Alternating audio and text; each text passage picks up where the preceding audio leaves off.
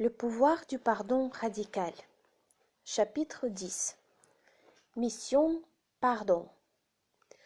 Pas un seul d'entre nous n'aura l'impression que le voyage de son âme sera terminé avant que nous, en tant qu'espèce entière, n'ayons terminé la mission que nous avons créée pour nous-mêmes. Il ne s'agit de rien de moins que de transformer les énergies de peur, de mort et de dualité en réalisant pleinement que nous ne sommes pas du tout séparés de Dieu et que ces énergies sont simplement une illusion. C'est notre mission collective. Chacun d'entre nous est au service de cette mission en tant que son expression individuelle. Et la vie que nous créons pour nous-mêmes ici, dans le monde de l'humanité, sert purement et simplement cet objectif. Il n'y a pas d'exception. Que nous le sachions ou pas, nous sommes tous sur cette voie spirituelle. Mission individuelle. Notre décision concernant les énergies sur lesquelles nous allons travailler n'est pas prise par nous-mêmes au niveau humain.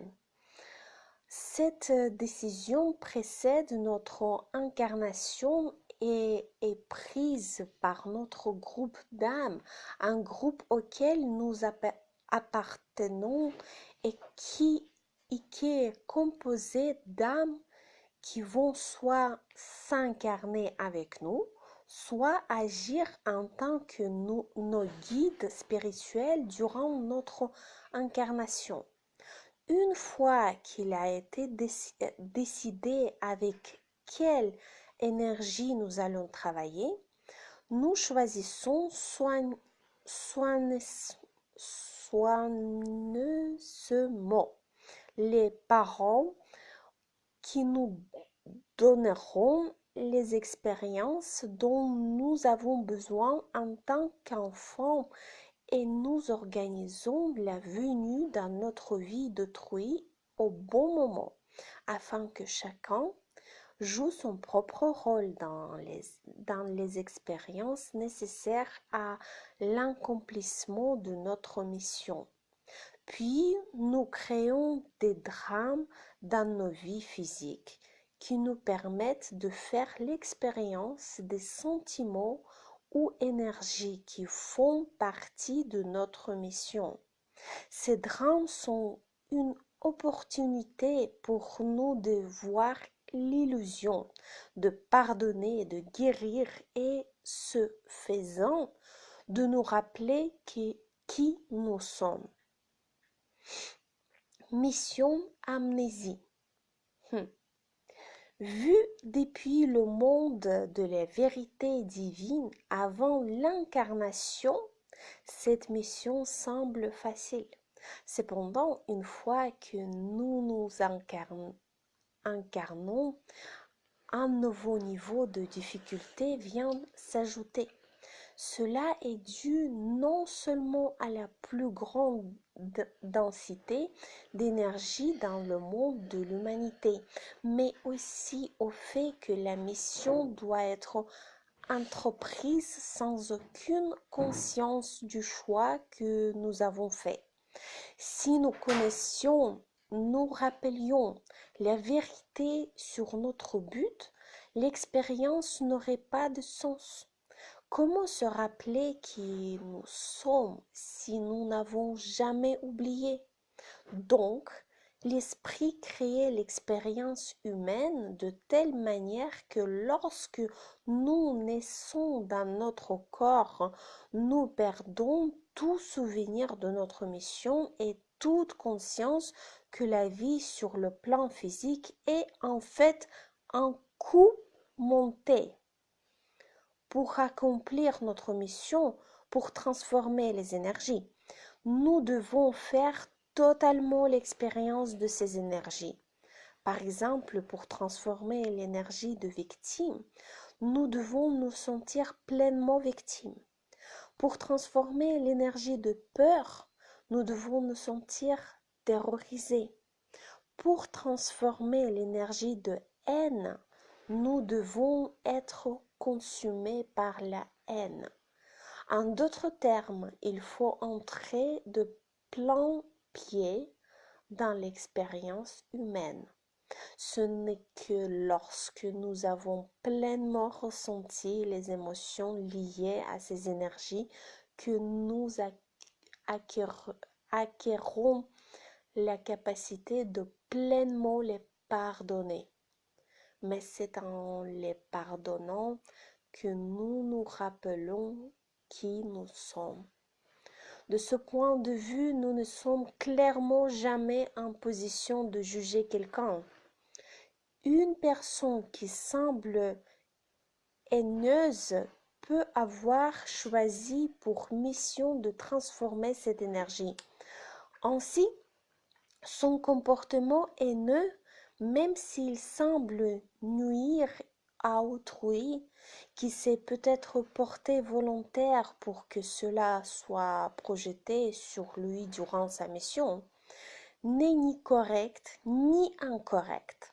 Son comportement représente simplement ce qui a besoin de se produire pour transformer l'énergie de haine. C'est tout. L'énergie de haine est transformée lorsque quelqu'un qui se sent détesté voit l'amour au-delà de la haine et pardonne à la personne de l'avoir détesté. À ce moment, les cœurs s'ouvrent et l'amour circule entre les deux personnes. La haine est ainsi transformée en amour. L'histoire de Jeannette. Jeannette, qui était atteinte d'un cancer, a participé à l'une de mes premières retraites sur le thème du cancer. Mais cette tumeur n'était pas la seule chose qui la rongeait. La colère qu'elle ressentait à l'égard de sa fille de 23 ans, Mélanie, la rongeait également. De l'avis de tous, Mélanie faisait preuve d'un comportement rebelle très prononcé. Elle était verbalement agressive envers Jeannette et son nouveau mari Jim, et de plus, elle s'était mise en couple avec un homme plutôt déplaisant. Je la hais tellement, racontait Jeannette. Son comportement envers Jim et moi-même est tout simplement abominable et je ne le supporte plus. Je la déteste vraiment. Nous avons creusé un peu plus en profondeur dans l'histoire personnelle de Jeannette et avons trouvé qu'une relation similaire avait existé entre Jeannette et sa mère. Elle n'était pas aussi claire et dramatique que la situation avec Mélanie, mais la dynamique était similaire. Jeannette avait détesté la façon dont sa mère l'avait contrôlée et avait essayé de gérer sa vie. Mais elle ne s'était pas rebellée comme Mélanie. Au lieu de cela, elle était devenue renfermée et froide envers sa mère.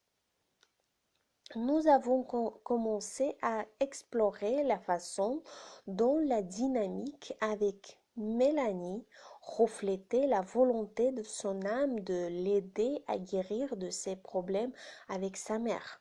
Mais Jeannette ne voulait pas considérer cela. Elle était tout simplement trop en colère pour entendre quoi que ce soit qui ne correspondait pas à ce sentiment. Nous lui avons donc demandé de se concentrer sur sa colère, de la ressentir et de l'exprimer en tapant sur des coussins avec une raquette de tennis et en criant. La combinaison de l'action physique et de l'utilisation de la voix est très efficace pour se libérer de la colère. Bien qu'elle se fût libérée d'une partie de sa colère envers sa mère, sa colère envers Mélanie était restée.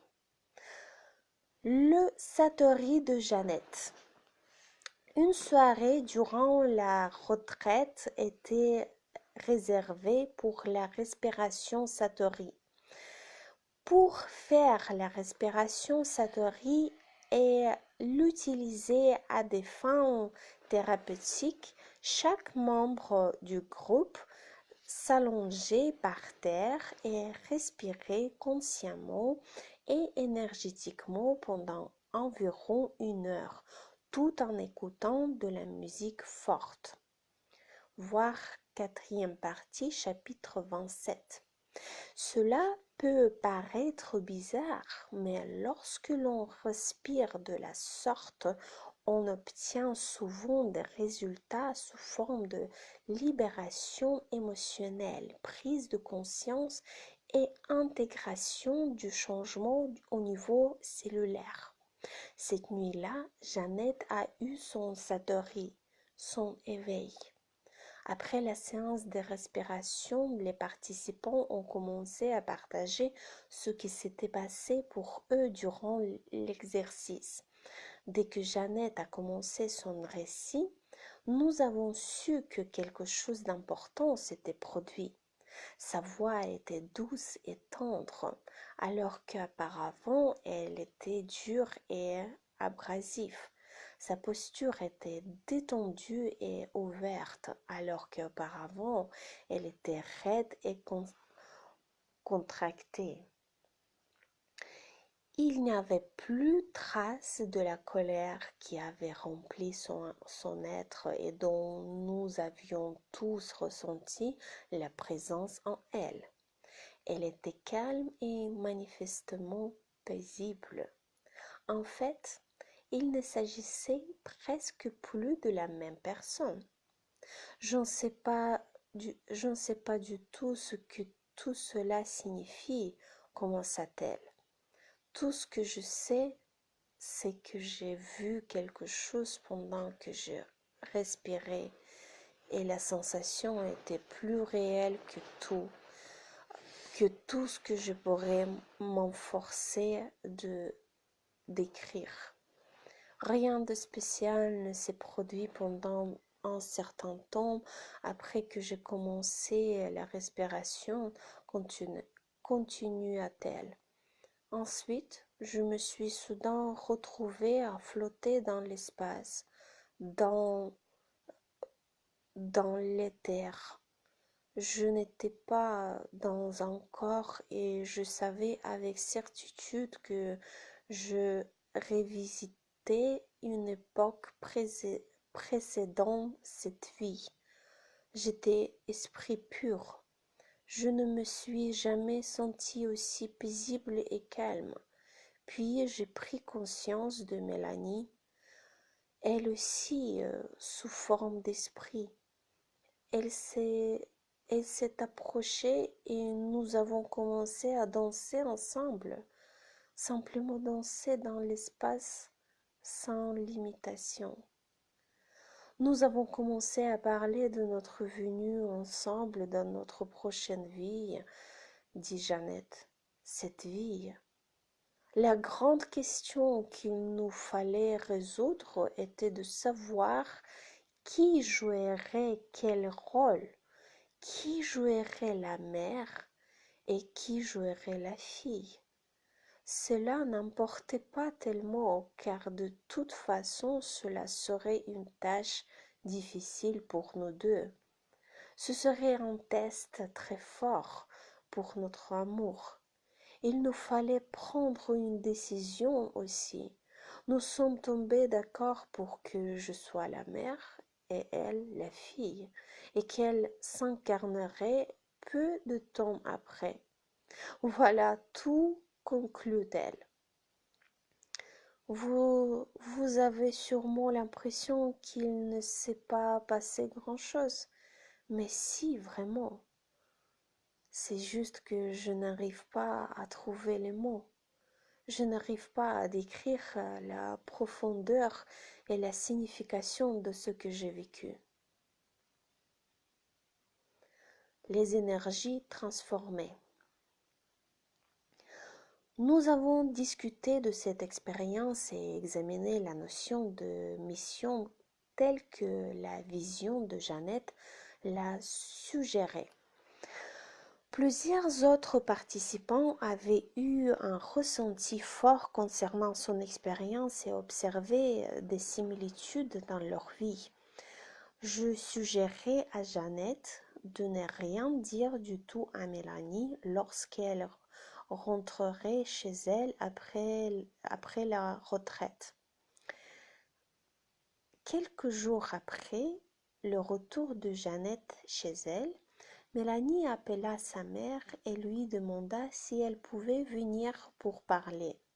Jeannette fut d'accord et bien que la première rencontre fut hésitante et maladroite, leur relation changea de manière spectaculaire par la suite. Mélanie cessa bientôt toute attitude bizarre, dit au revoir à son désagréable petit ami et rentra au domicile de sa mère pour prendre soin d'elle durant sa maladie. Elle devinerait littéralement les meilleurs amis et par la suite, elles furent tout à fait inséparables. De plus, la mère de Jeannette commença à appeler plus souvent et petit à petit leur relation commença à s'améliorer également. Dans cet exemple, la transformation de l'énergie s'est déroulée de manière détournée. Jeannette était extrêmement résistante à l'idée de pardonner à Mélanie. Son âme la guidait vers la retraite pour qu'elle opère un processus l'ouvrant au souvenir de la mission pour laquelle elle était tombée d'accord, ce qui en retour lui permit de voir la perfection de la situation. En pardonnant à Mélanie, elle transforma la haine présente dans leur relation et par conséquent guérit la souffrance originelle entre elle et sa mère. Mission de guérison collective.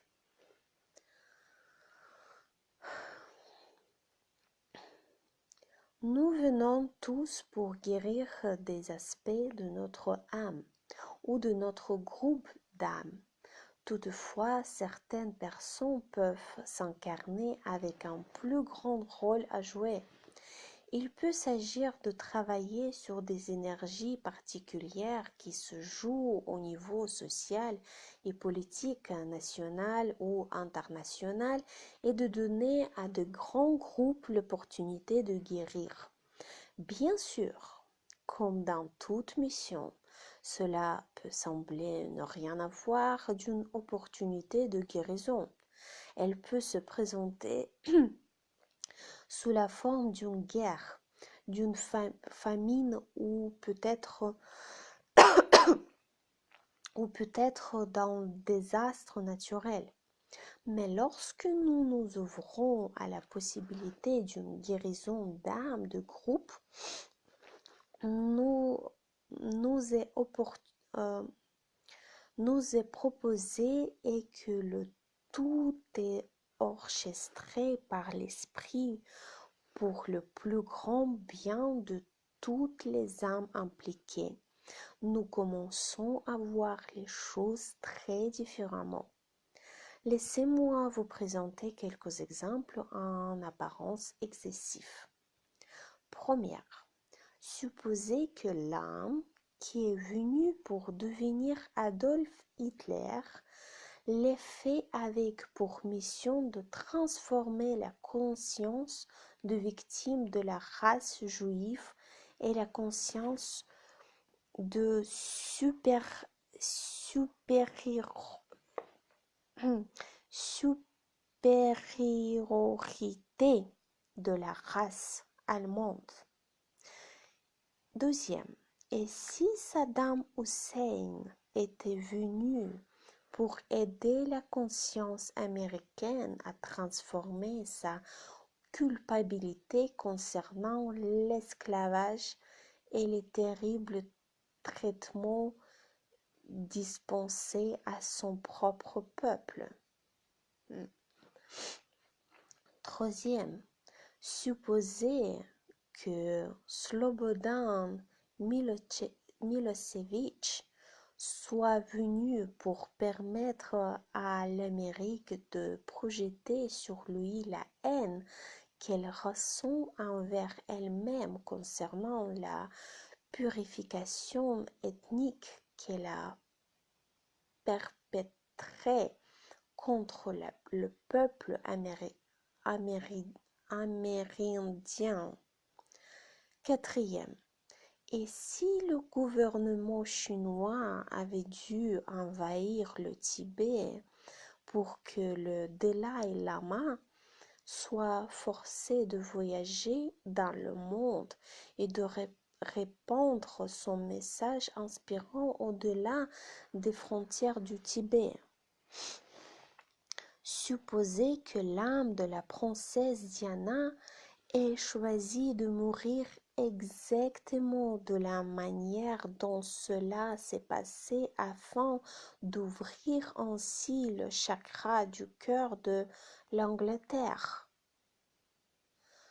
Dans la première édition américaine de ce livre, l'histoire de la princesse Diana apparaissait dans l'épilogue. C'était lié au fait qu'elle était morte durant les quelques jours précédant la mise sous presse. Ce fut donc comme un ajout de dernière minute. Cependant, dans cette nouvelle édition, je l'inclus dans ce chapitre car cette histoire est tout à fait pertinente lorsque l'on parle de la notion de mission.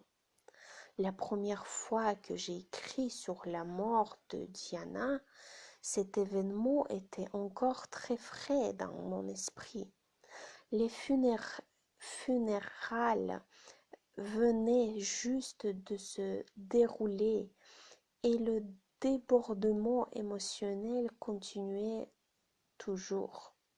J'étais encore très touchée par cette expérience et je pense que cela transparaît dans ce texte. Pour cette raison, j'ai décidé de ne pas altérer la version originale d'une quelconque manière afin que vous puissiez vivre le Satori indirectement à travers mon expérience. Goodbye, England Rose. J'ai commencé ce livre par une histoire concernant ma sœur Gilles.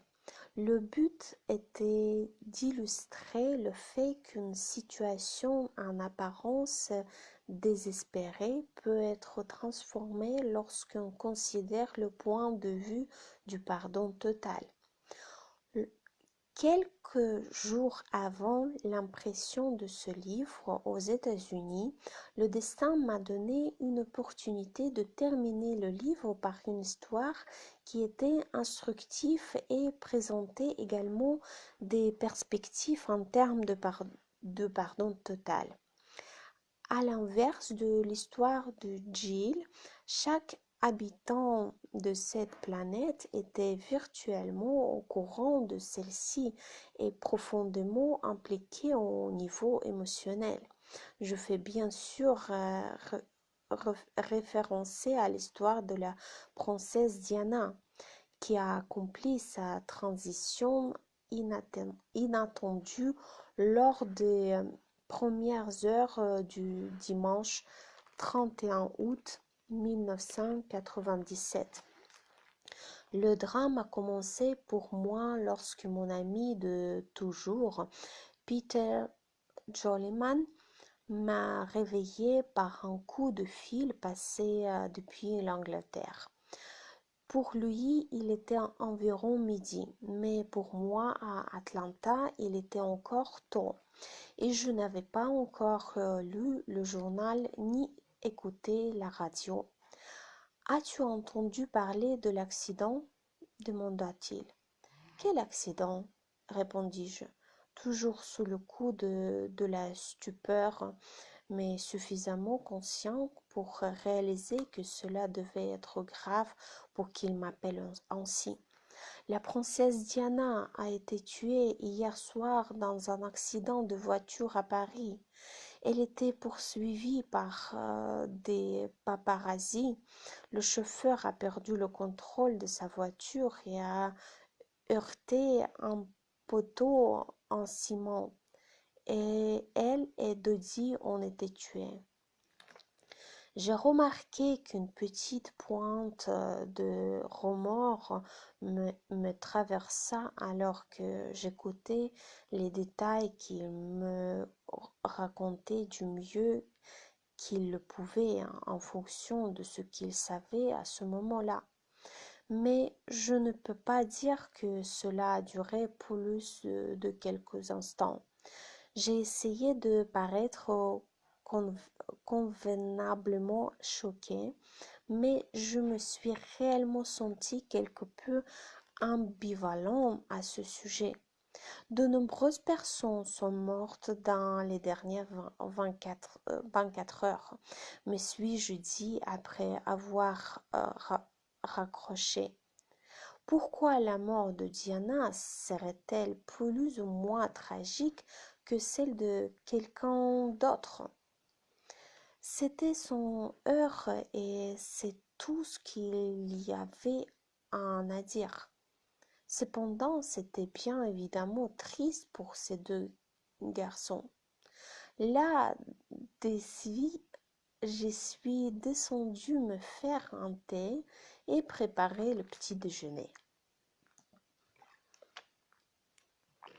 Puis j'ai allumé la télévision et à partir de ce moment, j'ai lentement commencé à être absorbée et impliquée dans ce qui allait devenir. Durant plusieurs journées, dont le point culminant fut son enterrement le samedi matin, un grand 8 émotionnel. À mesure que passaient les jours, j'ai réalisé que quelque chose de tout à fait extraordinaire se passait. La réaction à la mort de la princesse Diana, non seulement en Angleterre, mais également partout dans le monde, était véritablement phénoménale. Alors que je voyais à la télévision mes compatriotes exposant la souffrance de leur cœur, leurs pleurs et leurs chagrins en public, ce que les Anglais ne font absolument pas d'ordinaire. Je me suis retrouvée à avoir les mêmes émotions et à pleurer avec eux. J'étais stupéfait de réaliser que cela me faisait mal à moi aussi. Quelque part, cette femme que je n'avais jamais rencontrée et à laquelle je n'avais pas beaucoup pensé, notamment durant les 13 années où j'avais vécu aux États-Unis, m'avait touchée en profondeur. J'ai eu un seulement de perte profonde et j'en fus très surpris. J'ai véritablement commencé à faire attention et à me demander ce qui se passait réellement. Quelque chose qui avait une importance extraordinairement profonde se déroulait et j'ai entamé une recherche intérieure pour en découvrir le message et la signification. La mort de Diana avait clairement une signification qui dépassait de loin les circonstances apparentes dans lesquelles cela s'était produit dans leur aspect dramatique. Je me suis dit qu'un jeu plus élevé devait se dérouler. Puis le mercredi, j'ai soudain compris.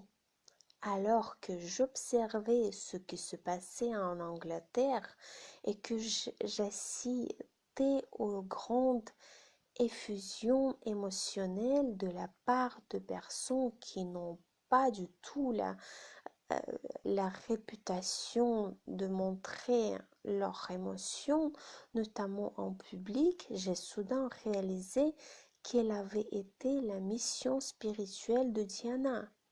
Le but principal de son incarnation avait été d'ouvrir le chakra du cœur de la Grande-Bretagne et se faisait d'accélérer grandement l'évolution spirituelle des Britanniques. Et rien de moins. Je n'avais absolument aucun doute qu'elle avait atteint exactement cet objectif. Parmi ceux qui avaient observé les événements de cette semaine, nul ne pouvait douter qu'elle avait à elle seule transformé le pays, et même une bonne partie du monde, au niveau du cœur. Il n'y a que de très rares personnes dans toute l'histoire de l'humanité qui me viennent en tête et qui ont eu un tel impact sur le monde simplement par l'expression de l'énergie d'amour. Gandhi, Martin Luther King et Nelson Mandela, peut-être Mère Teresa et Jésus-Christ, certainement. Il n'est pas étonnant que la reine d'Angleterre ait incliné la tête devant le cercueil de Diana, quelque chose de tout à fait inédit. Bien qu'en termes d'accomplissement humain et d'exemple de vie spirituelle, toute comparaison avec Mère Teresa ne serait pas justifiée.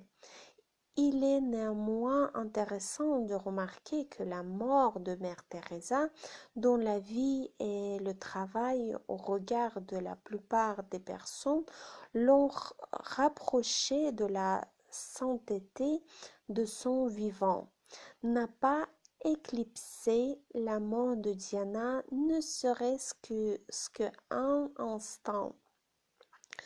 Le fait que ces deux femmes, dont les vies ont profondément touché le monde par leur démonstration d'amour authentique, aient effectué leur transition à quelques jours d'intervalle est porteur d'une énorme importance spirituelle. Bien que les Britanniques aient subi 2 guerres durant le siècle précédent, dont les énormes pertes ont créé en eux douleur et chagrin, ils s'en sont sortis avec leur légendaire sens de l'humour et le fameux flegme britannique. Mais non pas, je pense qu'il est juste de le dire avec le cœur ouvert. Cela devait survenir non seulement par la venue d'une princesse populaire, mais aussi par sa mort divinement orchestrée. Et pour nous tout du moins prématuré et tragique. Depuis lors, des commentateurs ont essayé en vain d'expliquer son effet sur le monde et la raison de notre fixation, voire de notre quasi-désir de défécation sur des célébrités que nous ne connaissons qu'à travers les médias. Jonathan Alter dans Pick a donné une explication plus valable que la plupart en faisant référence à ce que Richard Sennett dans The Fall of Public Men a appelé l'idéologie de l'intimité, dans laquelle les personnes cherchaient à trouver une signification personnelle dans des situations impersonnelles. Il est vrai que les gens ne la connaissaient pas personnellement et que dans cette mesure, cette situation reste impressionnante. Pardon, cette situation reste impersonnelle. Cependant, elle a transcendé ces limitations imposées par le temps et l'espace et en quelque sorte touché très en profondeur le cœur de tous d'une manière qui ne peut pas être facilement expliquée. La clé qui nous permet de comprendre son pouvoir en tant qu'être humain se trouve dans l'archétype du guérisseur blessé qui nous enseigne que notre pouvoir réside dans nos blessures, au sens où c'est la blessure en moi qui évoque la guérison en vous et la blessure en vous qui évoque la guérison en moi. Nous sommes tous des guérisseurs blessés, mais nous ne le savons pas. Lorsque nous gardons nos blessures cachées et totalement privées, nous nous séparons de toute guérison et la nions non seulement envers nous-mêmes, mais également envers innombrables autres personnes. Le flegme britannique est une façon terrible de retenir son amour. Il atrophie le cœur et handicape l'âme. À travers sa volonté de partager ses blessures les plus profondes avec le monde entier, la princesse Diana a mis le doigt sur le guérisseur qui se trouve en chacun de nous, a ouvert nos cœurs et a guéri nos âmes fracturées. Le monde entier a observé les gens prendre exemple sur Diana et s'ouvrir, partager leurs chagrins et leurs blessures, tout comme elle avait fait. Elle a donné aux gens un langage intime qu'ils pouvaient utiliser pour exprimer ouvertement et avec authenticité leurs sentiments. Je ne me rappelle pas avoir vu de personnes faire montre de leurs émotions et de leurs sentiments sans authenticité totale. Et de nos jours, à la télévision, c'est un fait inhabituel. À mesure que nous commençons tous à refaire surface après avoir ressenti la douleur de la perte et les souffrances liées à nos chagrins, colère et projection de culpabilité concernant notre appétit insatiable d'images et de curiosité envers la vie de Diana, ce que la presse et les paparazzis n'ont fait que nous refléter. Nous commençons à décerner à travers la brume et les viols la divine perfection derrière tout cela. Et les voiles, la divine perfection derrière tout cela. Plus nous contemplons cette mission qu'elle a acceptée et la mesure dans laquelle elle a réussi, plus nous sommes capables de nous abandonner à cette perfection.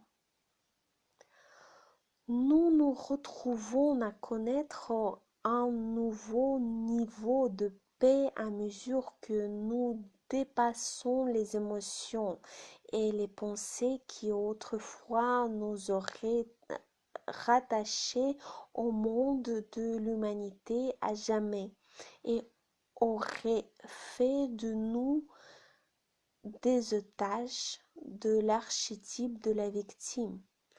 Et à mesure que nous avançons vers l'acceptation du fait que tout devait se dérouler exactement de cette manière, cette mission nécessite absolument le type d'éducation qu'elle a eu, ce mariage qui s'est mal terminé, le rejet dont elle a souffert de la part de l'établissement royal, les critiques de la presse, les poursuites des paparazzis, sa mort dramatique et violente, tout jusqu'au moindre détail. À mesure que le futur avancera, vous remarquerez que maintenant que Diana est rentrée chez elle, entre parenthèses, en ayant accompli sa mission, les énergies qui maintenant en place toutes ces dynamiques commenceront à se disperser. Non seulement Diana est libérée de ces dynamiques, mais c'est également le cas des autres personnes qui étaient impliquées dans le drame dont nous savons qu'il n'est qu'une illusion. Charles est maintenant libre de devenir plus chaleureux, moins distant et un père plus aimant envers ses deux garçons. Et il n'y a aucun doute qu'il le deviendra. La presse dira qu'il a changé à cause de ce qui s'est passé, mais lui connaîtra la vérité. La reine deviendra probablement moins vieux jeu, plus ouverte et moins hors de propos. La monarchie transcendra le culte de la personnalité et deviendra une institution plus forte, ayant plus de sens, non pas en réponse directe à ce qui s'est passé, mais en raison du changement énergétique qui s'est produit lorsque la mission s'est terminée et que la transformation s'est accomplie. Mais ce n'est pas parce que quelqu'un ouvre son chakra du cœur qu'il a la garantie de le maintenir ouvert. Cela reste une guérison de choix à chaque instant. Il en va de même pour la collectivité. Soit les Britanniques et d'autres de par le monde resteront dans la vibration de l'amour dans laquelle la mort de Diana les a propulsés et utiliseront cette énergie pour se transformer, pour transformer la famille royale et la société, soit ils se concentreront sur l'illusion de ce qui s'est passé, critiquant Charles, la famille royale en général, le chauffeur, la presse et autrui. S'ils choisissent cette dernière solution, ce sera leur choix, un choix parfait à son niveau, mais qui causera une nouvelle fermeture du chakra collectif du cœur. Peut-être ce livre a-t-il un rôle à jouer pour maintenir le chakra collectif du cœur ouvert. Peut-être les prises de conscience qui vous sont venues en le lisant vous permettront, elles, de rester focalisées non sur l'illusion de ce qui s'est produit dans le tunnel cette nuit-là à Paris, mais sur ce qui est réel dans l'histoire de la princesse Diana, du début à la fin, sur cette mission qui lui a donné un sens et une importance. Peut-être chaque personne qui lira ce livre reconnaîtra-t-elle véritablement que, de même que Jeff a joué son rôle pour Jill dans l'histoire relatée dans la première partie, Charles a joué de belle manière son rôle pour Diana, comme l'avait fait Camilla Parker Bowles et la reine. Peut-être sera-t-il clair pour chaque lecteur de ce livre que ce drame a appelé des âmes tellement aimantes et courageuses à jouer leur rôle exactement de la manière dont cela s'est passé et que cela soit dit à leur grand détriment. Le sacrifice de Charles pour permettre l'ouverture du chakra du cœur de la Grande-Bretagne n'était absolument pas l'inférieur à celui de Diana. Et en fait, si l'on se place du point de vue de l'humanité ordinaire, probablement plus grand, cela aurait pu lui coûter sa couronne et rien de moins. Peut-être serait-il également évident pour chacun que tout cela avait été programmé d'avance, avant que ne s'incarne avant que ne s'incarnent dans ce monde les âmes de chacun des personnages de cette histoire, et que les paparazzis ne jouent également un rôle essentiel et aimant dans toute cette histoire, de même que les rédacteurs en chef qui ont payé pour avoir des photographies volées de Diana.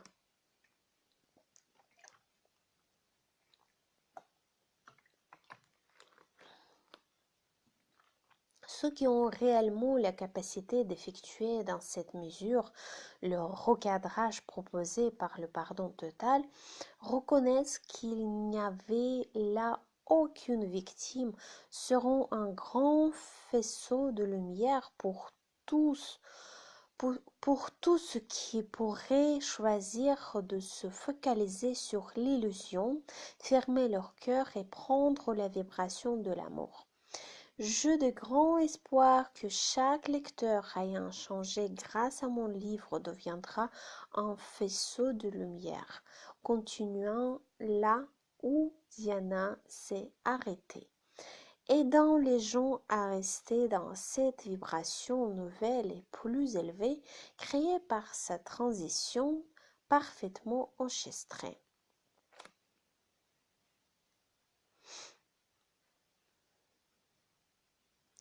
La fin du chapitre 10. Bonne nuit.